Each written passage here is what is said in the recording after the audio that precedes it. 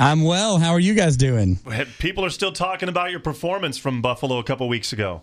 That was so much fun. That sure was fun. You know, during the show in Buffalo here, you said that you'd been writing love songs from a woman's point of view for so long, and now you're writing them from a man's viewpoint. And, you know, and one thing that you said that night really put a lump in my throat. You said when a man falls in love with a woman, she changes his life forever. That's true. That's absolutely true. And I feel that, and I'm sure a lot of people out there have. And, you can't go back. You can't go and forget that happened. Hey, Kristian, when you're up there having fun and you're looking at the audience, do you change your set in the middle of it according to what's going on in the audience?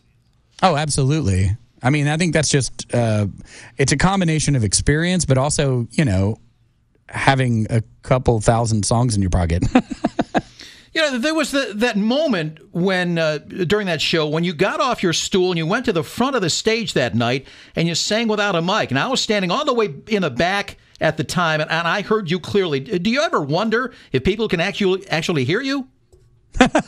No, well, part of me as a solo act that is but mostly the point of the conversation at the beginning is, oh my gosh, I know this guy, I love him, but I had no idea he could sing.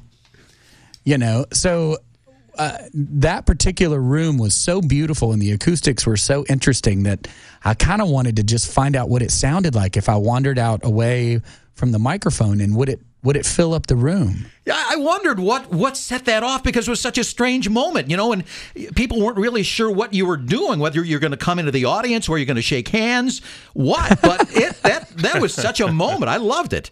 It was a very beautiful. Well, I believe that music, especially performed music, needs to have one element of rock and roll in it, which is this moment where nobody knows what's going to happen next. I think it's part of the legend of it, and I think that if you have enough courage as a performer, you should do that stuff. If you feel it, like I just felt it. I thought, oh my gosh, I wonder what it sounds like out there. And I thought, well, we're about to find out. Either I'm going to suck. No, it sounded fantastic. Or it's going to sound great. And I walked out, and it was a cool moment that I shared with the audience that night. We're talking to Kristian Bush on The Breakfast Club this morning. The new album is out today. Congratulations. Thank you. I'm so excited. Yeah, people these days, you think, well, an album, I'll buy one song or two. But lately we've been talking to stars who think an album is like a collection, a story you have to hear front to back.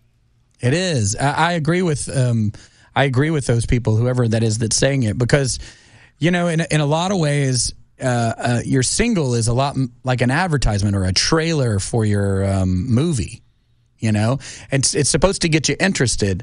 But the conversation's sometimes a bigger conversation. And music these days, we listen to everywhere. The headphones have gotten bigger. People listen in their cars. Radio's more popular than it's ever been. And I think that it's a responsibility of a recording artist to make the best music they can in a row and put it on an album. What's the next single? They don't tell me the next singles. I never picked a Sugarland single, so I don't even think I know which way to go yet. I try to do my best when I put them in order to put the singles at the top of the record. So, maybe it's Light Me Up. Maybe it's the one that I sang off the microphone there in the theater that you were referencing. You Light Me Up. Uh-huh. Oh, that was tremendous. I loved it. That's got to be a single. I hope so. Knock on wood. Well, you tapped into your Sugarland days a little bit on the acoustic show you did, Baby Girl, that night. It's an emotional song to begin with, but I think that might have been the best version I've ever heard. Oh, thank you. Thank you very much for saying that. Writing that song is very much my truth. When you start a career, especially when you started on a dream, in a lot of ways, I'm sitting here across the microphone from you right now, starting again. And that song is as true right now as it was the day I wrote it. Well, good luck with the new album, and we will look for you April 19th on this year's Academy of Country Music Awards. Thank you. And everybody, please go buy Southern Gravity. Please, please, please, please, please, please. I won't let you down. Kristian Bush, have a good morning. Thank you.